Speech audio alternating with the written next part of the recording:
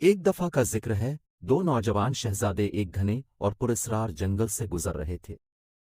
جیسے ہی وہ جنگل کی گہرائی میں گئے، ان کی ملاقات ایک عقلمند بوڑھی عورت سے ہوئی۔ وہ ایک جھونپڑی میں اکیلی رہتی تھی۔ بوڑھی عورت نے دونوں شہزادوں کو خفیہ کہانی سنائی۔ وہ جنگل کے اندر چھپے ایک جادوئی طلسم کے واقعے سے بہت متجسس ہوئے۔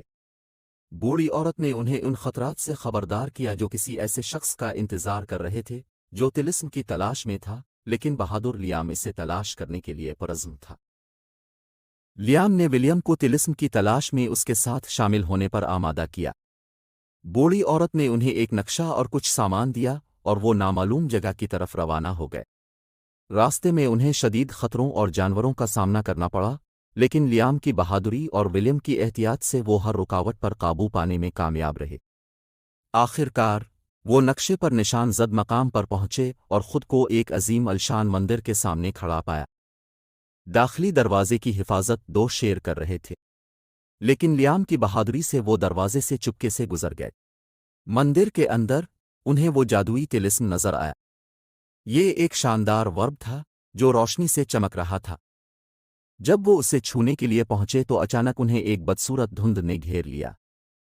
ایک زوردار آواز آئی جو انہیں طلسم لینے سے روک رہی تھی، لیکن لیام حکمرانی چاہتا تھا، اس لیے اس نے آواز پر دھیان نہیں دیا اور طلسم کو چھو لیا۔ اچانک زمین زور زور سے ہلنے لگی اور مندر گرنے لگا۔ ولیم نے اپنے بھائی کا ہاتھ پکڑا اور وہ اپنی جان بچانے کے لیے باہر بھاگے۔ جب وہ مندر سے نکلے تو انہوں نے دیکھا کہ جنگل بدل گیا ہے۔ پراسرار جنگل غائب ہو چکا تھا اور اس کی جگہ ایک عظیم الشان قلعے کے ساتھ ایک خوبصورت سلطنت کھڑی تھی۔ بوڑھی عورت ان کے سامنے پیش ہوئی اور اس نے بتایا کہ طلسم ایک امتحان تھا۔ بوڑھی عورت یہ دیکھنا چاہتی تھی کہ آیا وہ بادشاہی پر حکومت کرنے کے لائق ہیں یا نہیں۔ لیام کا حکمرانی کا لالچ امتحان میں ناکام ہو گیا تھا، جبکہ ولیم کی عقل نے اسے ایک انصاف پسند حکمران ثابت کر دیا تھا۔